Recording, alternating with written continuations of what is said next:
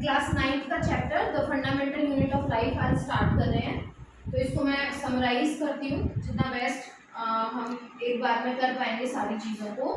So fundamental unit of life is cell. Cell हर living body का एक unit है। अगर कोई बॉडी एक सेल से मिलकर बनी है इट मीन्स इट्स यूनिसेल्यूलर और सिंगल सेल्यूलर, और अगर किसी की body more than one cell से बनी है it means it is multicellular. लेकिन हर किसी की सेल में कुछ चीज़ें कॉमन होती हैं, जैसे सेल्यूलर ऑर्गेनेल्स। सेल की स्टडी को हम लोग साइटोलॉजी बोलते हैं। साइटोलॉजी के बारे में सबसे पहले यानी कि सेल को सबसे पहले डिस्कवर किया था रॉबर्ट हुक ने। दैट्स व्हाई उनको फादर ऑफ साइटोलॉजी भी कहा जाता है। ठीक है, सेल के अंदर क्या क्या डिफरेंट कंपोनेंट्स हैं जिनको हम सेल्यूलर ऑर्गेनेल्स बोलते हैं। इसमें इम्पोर्टेंट हैं nucleus, mitochondria, endoplasmic reticulum, Golgi bodies और प्लास्टिड्स। इसके अलावा ribosome, lysosome, cell membrane, cell wall और साइटोप्लाज्म ये भी हैं, इनको भी हम करेंगे इसके बाद। सो मेन है सबसे पहले न्यूक्लियस। न्यूक्लियस को डिस्कवर किया था रॉबर्ट ब्राउन ने। न्यूक्लियस की अगर हम स्ट्रक्चर देखें तो nucleus is a double membrane organelle. कुछ सेल्यूलर ऑर्गेनेली हैं जो सिंगल मेम्ब्रेन है, कुछ सेल्यूलर ऑर्गेनेली हैं जो डबल मेम्ब्रेन है, यानी कि उनकी जो कवरिंग है वो दो मेम्ब्रेन की बनी हुई है। आप सबको एक बात याद रखनी है कि जितने भी सेल्स हैं उनकी कुछ बेसिक चीज़ें हैं, यानी ये तीन चीज़ें उनके अंदर होंगी ही होंगी। क्या? First is cell membrane, second is cytoplasm and third is nucleus, या आप बोल सकते हो जेनेटिक मटेरियल। तो ये तीन चीजें तो हर सेल के अंदर होंगी, और अगर ये न्यूक्लियस नहीं है तो वो होगा हमारा प्रोकैरियोटिक सेल, और अगर न्यूक्लियस और मेम्ब्रेन बाउंडेड ऑर्गेनेल्स हैं वो होंगे हमारे यूकैरियोटिक सेल्स। प्रोकैरियोट्स और यूकैरियोट्स क्या है ये फिर हम और बाकी डिटेल में करेंगे बाद में। तो अभी फर्स्ट आते हैं हम सेलुलर ऑर्गेनेली न्यूक्लियस। तो न्यूक्लियस एक डबल मेम्ब्रेन ऑर्गेनेली है। देखो मैंने इसमें बनाई है आउटर मेम्ब्रेन, फिर इसके अंदर है ये इनर मेम्ब्रेन। आउटर मेम्ब्रेन और इनर मेम्ब्रेन के बीच में कुछ पोर्स हैं, स्पेस है, छेद है, खुला हुआ स्पेस है, that is called nuclear pore. Nucleus के अंदर क्या होगा, ऐसे एक लिक्विड होगा, एक न्यूक्लियोलस होगा और क्रोमैटिन नेट होगा। ये क्रोमैटिन नेट ही सबसे ज्यादा इंपॉर्टेंट है न्यूक्लियस में, क्योंकि ये क्रोमैटिन नेट ही डीएनए रखता है। इसके अंदर डीएनए प्लस हिस्टोन प्रोटीन, और डीएनए क्या है हमारा जेनेटिक मटेरियल जो कैरेक्टर्स को, पेरेंट्स के कैरेक्टर्स को उनके ऑफ स्प्रिंग्स में पास ऑन करता है। सो इसका फंक्शन क्या है न्यूक्लियस का, टू कैरी जेनेटिक मटेरियल। ठीक है, अगर आपको ये डायग्राम अच्छे से याद हो गया, बस कितना सिंपल डायग्राम है, अगर आप इसे अच्छे से बना के आओगे और किसी को एक्सप्लेन कर दोगे like nucleus is a double membrane bounded organelle, it has outer membrane and inner membrane, it has nuclear pores, it has nucleoplasm, the liquid that is called nucleoplasm, and it has nucleolus and chromatin material also. ठीक है, the function is to carry genetic material. अब है mitochondria. Mitochondria it is discovered by Kolliker, this term given by Benda, and इसका function क्या है, to give energy by food oxidation in the form of ATP। और ATP क्या होता है, adenosine triphosphate. अब अगर इसका डायग्राम देखें तो इसमें भी एक आउटर मेम्ब्रेन है, एक इनर मेम्ब्रेन है। इनर मेम्ब्रेन क्या होता है, ये फिंगर लाइक प्रोजेक्शंस बनाती है, अंदर की तरफ ऐसे एम्बेडेड हो जाती है। अब ये फिंगर लाइक प्रोजेक्शंस किस लिए है, क्योंकि माइटोकॉन्ड्रिया को फूड ऑक्सीडेशन करना है। फूड ऑक्सीडेशन क्या है, फूड ऑक्सीडेशन है ऑक्सीजन के साथ मिलके हमारा ग्लूकोज को ऑक्सीडाइज करेगी। जो हम खाना खाते हैं, हमारा डाइजेस्टेड फूड जो हमारी सेल्स में पहुंच चुका है, और रेस्पिरेशन के थ्रू जो हम ऑक्सीजन लेते हैं वो दोनों आपस में रिएक्ट करेंगे, फूड ऑक्सीडेशन की प्रोसेस होगी, और ये ब्रेक हो जाएगा carbon dioxide plus water plus energy में। ठीक है, तो ये जो एनर्जी बनी, ये वाटर हम यूज कर लेते हैं, कार्बन डाइऑक्साइड हम एक्सहेल कर देते हैं, और ये जो एनर्जी बनी ये इन F1 पार्टिकल्स में स्टोर रहती है। ठीक है, these are the F1 particle और ऑक्सीजन। और ये एनर्जी किस फॉर्म में स्टोर रहती है, ये एटीपी की फॉर्म में, एडिनोसिन ट्राइफॉस्फेट, इसीलिए एटीपी को एनर्जी करेंसी भी बोलते हैं, एनर्जी करेंसी। तो ये डिपेंड करता है कि कौन कितना एक्टिव है, जो जितना एक्टिव होगा, जैसे एथलीट्स, उनके अंदर माइटोकॉन्ड्रिया के नंबर्स उतने ही ज़्यादा होंगे। हम जितनी फिजिकल एक्टिविटी करते हैं उतने ही हमारे सेल्स में माइटोकॉन्ड्रिया के नंबर्स डिफरेंट होते हैं। सो माइटोकॉन्ड्रिया का काम क्या है बेसिकली, कि वो फूड ऑक्सीडेशन करेगा और एनर्जी बनाएगा, और ये एनर्जी इन F1 पार्टिकल्स में स्टोर रहेगी एटीपी की फॉर्म में। माइटोकॉन्ड्रिया के अंदर ये डीएनए भी होता है, अदरवाइज डीएनए केवल न्यूक्लियस के अंदर होगा, लेकिन दो ऐसे ऑर्गेनेली हैं जिनके अंदर डीएनए का एक्स्ट्रा पार्ट मिलेगा, बाकी सेल में और कहीं भी डीएनए नहीं मिलेगा। तो ये क्वेश्चन आएगा कि other than nucleus please give the name of two cellular organelles which have their own DNA. So first is mitochondria and second is plastid. देखिए इधर प्लास्टिक के अंदर भी डीएनए है, ठीक है। सो क्योंकि इनके अंदर डीएनए है और DNA gives all the information by which they can make their own proteins, और प्रोटीन बनाने के लिए जो प्लेस है वो क्या होता है, राइबोसोम। सो माइटोकॉन्ड्रिया के पास राइबोसोम भी है, तो राइबोसोम है तो it is the protein factory ना, ribosomes are the protein factories, मतलब दिस इज द प्लेस जहाँ प्रोटीन बन सकती है। तो इसके पास राइबोसोम भी है और डीएनए भी है, जिसके उसको इंफॉर्मेशन मिलेगी कि प्रोटीन बनानी कैसे है।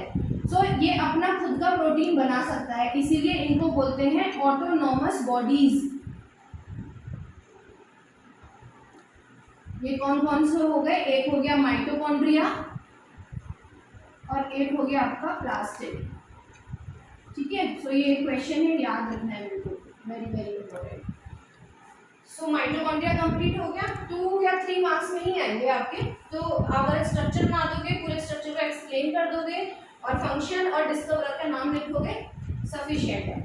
उसके बाद थर्ड आते हैं एंडोप्लाज्मिक रेटिकुलम। एंडोप्लाज्मिक रेटिकुलम को हम ER से भी एब्रीवेट कर सकते हैं, जो 2 तरीके का होता है, RER और SER। RER मतलब रफ एंडोप्लाज्मिक रेटिकुलम, SER मतलब स्मूथ एंडोप्लाज्मिक रेटिकुलम।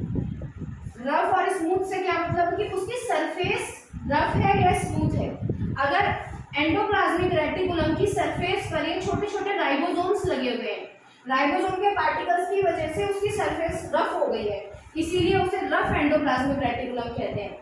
ये रफ एंडोप्लाज्मिक रेटिकुलम एक तरफ सेल मेम्ब्रेन से अटैच होता है और दूसरी तरफ न्यूक्लियर मेम्ब्रेन से अटैच होता है, इसीलिए ये ट्रांसपोर्ट में हेल्प करता है, मटेरियल्स के ट्रांसपोर्ट में हेल्प करता है। दूसरा इसका synthesis and packaging of lipids and proteins भी वर्क है। ये प्रोटीन फॉर्मेशन क्योंकि राइबोसोम भी है यहाँ पे, तो राइबोसोम पर ही प्रोटीन बनता है, तो यहाँ पर प्रोटीन फॉर्मेशन में भी हेल्प करेगा, सिंथेसिस ऑफ लिपिड्स में भी हेल्प करेगा।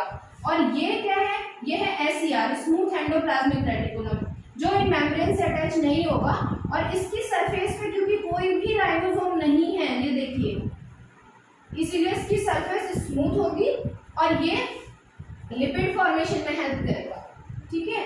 सो ये एंडोप्लाज्मिक रेटिकुलम किसने डिस्कवर किया था, पॉटर एंड थॉमसन ने। अब आते हैं नेक्स्ट गोल्गी बॉडीज या गोल्गी एपरेटस। इसकी स्ट्रक्चर अगर हम देखें तो ये ट्यूब्स लाइक स्ट्रक्चर्स हैं, जो एक दूसरे के ऊपर ऐसे सैक्स लाइक स्ट्रक्चर बना रही हैं और ये ऐसे स्टैक बनाकर रहती है। तो इनको हम बोलते हैं सिस्टर्नी, और ये इनके आसपास इस तरीके के ये स्ट्रक्चर्स हैं, these are vesicles. Golgi body का काम क्या होता है, जो भी एंडोप्लाज्मिक रेटिकुलम ये प्रोटीन्स बना रहा है, इन प्रोटीन्स को असेंबल करना, उनको पैकेजिंग करना और फिर उनको टारगेटेड एरिया में पहुंचाना, वो सब काम है गोल्गी बॉडी के। प्लांट्स में इसको डिप्टायोसोम बोलते हैं, ठीक है, और इसको डिस्कवर किया था कैमिलियो गोल्गी ने। अब आता है नेक्स्ट हमारा प्लास्टिड। प्लास्टिड क्या है, प्लास्टिड 3 तरीके के होते हैं, और प्लास्टिड केवल प्लांट सेल में होगा, एनिमल सेल में नहीं होगा, in plant cell only. So this is the main difference between plant cell and animal cell. Plastid actually में 3 तरीके का होता है, अगर आप याद रखोगे। So this is chloroplast, second is chromoplast and third is leucoplast. तो अभी जो स्ट्रक्चर हम लेके चल रहे हैं that is chloroplast. Chloroplast plants को ग्रीन कलर देता है।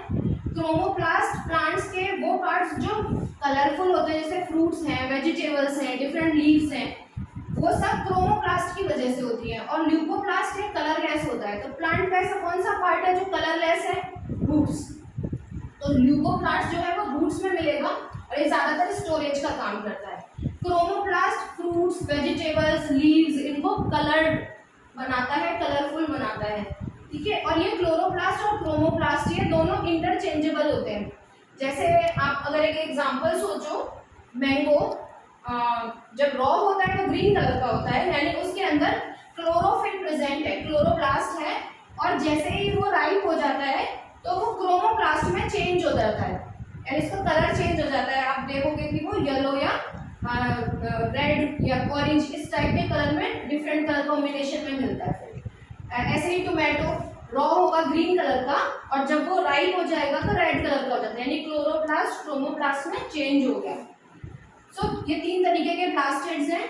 अगर इसका मेन फंक्शन देखें क्लोरोप्लास्ट का, तो ये सनलाइट को ट्रैप करता है और फोटोसिंथेसिस यानी कि फूड फॉर्मेशन में हेल्प करता है। क्योंकि हमारे पास यानी एनिमल्स के पास ये प्लास्टिड्स नहीं होते हैं, एनिमल्स में प्लास्टिड्स नहीं होते हैं, इसीलिए हम लोग खुद से फूड फॉर्मेशन नहीं कर सकते, हम ऑटोट्रॉफ्स नहीं है, इसीलिए प्लांट्स को ऑटोट्रॉफ्स बोला जाता है and we are heterotrophs. So plastid की अगर हम स्ट्रक्चर देखें तो ये भी डबल मेम्ब्रेन बाउंडेड ऑर्गेनेली है। देखो एंडोप्लाज्मिक रेटिकुलम सिंगल मेम्ब्रेन था, है ना, गोल्गी बॉडी भी सिंगल मेम्ब्रेन है, और माइटोकॉन्ड्रिया ये भी डबल मेम्ब्रेन है, आउटर और इनर, ये भी डबल मेम्ब्रेन है न्यूक्लियस, और प्लास्टिड भी डबल मेम्ब्रेन है। तो ये भी एक क्वेश्चन बनेगा कि डबल मेम्ब्रेन बाउंडेड ऑर्गेनेलीज के नाम बताइए। तो न्यूक्लियस है, माइटोकॉन्ड्रिया है, क्लोरोप्लास्ट है। अब इसकी स्ट्रक्चर अगर आप देखो तो आउटर मेम्ब्रेन, इनर मेम्ब्रेन, अब इसके अंदर ऐसे कॉइन जैसी स्ट्रक्चर्स हैं जो एक दूसरे के ऊपर अटैच्ड हैं, ऐसे स्टैक बना रही हैं। तो एक कॉइन को हम बोलते हैं थाइलेकॉइड और इस पूरे स्टैक को हम बोलेंगे ग्रेनम, और इतने सारे अगर स्टैक्स हो गए तो उनको बोलेंगे ग्रेना, ठीक है। ये है राइबोसोम और इसके अंदर भी डीएनए है, और इस लिक्विड को हम बोलेंगे स्ट्रोमा, ओके। तो अब ये डीएनए और राइबोसोम दोनों अगर इसके अंदर भी प्रेजेंट है जैसे माइटोकॉन्ड्रिया के अंदर प्रेजेंट थे, तो ये भी अपना खुद का प्रोटीन बना सकता है। So it is also an autonomous body, ठीक है। अब हम लोग नेक्स्ट टॉपिक करेंगे। इसके अलावा छोटा छोटा सा और मैं यहाँ अलग से बता देती हूँ, राइबोसोम और लाइसोसोम। सो राइबोसोम क्या है? राइबोसोम एक क्रिस्टल लाइक बॉडी है जो मेम्ब्रेन बाउंडेड नहीं है, इसीलिए राइबोसोम यूकैरियोट्स और प्रोकैरियोट्स दोनों में ही मिलेगी, लेकिन जितने भी मेम्ब्रेन बाउंडेड ऑर्गेनेलीज हैं वो सब प्रोकैरियोट्स में नहीं मिलते हैं। लाइसोसोम, लाइसोसोम क्या करता है? लाइसोसोम के अंदर डाइजेस्टिव एंजाइम्स होते हैं। जब भी हमारी कोई सेल बॉर्न आउट हो जाती है या इन्फेक्टेड हो जाती है तो लाइसोसोम की हेल्प से जो डाइजेस्टिव एंजाइम्स हैं लाइसोसोम के, वो उस सेल को डिस्ट्रॉय कर देते हैं, इसीलिए लाइसोसोम को सुसाइडल बैग्स भी बोलते हैं, ठीक है। तो अब नेक्स्ट क्लास में हम इन सारे अपने सेलुलर ऑर्गेनेलीज को एक सेल के अंदर बनाकर दिखाएंगे, ठीक है। सो एनिमल सेल और प्लांट सेल दोनों को हम साथ साथ स्टडी करेंगे।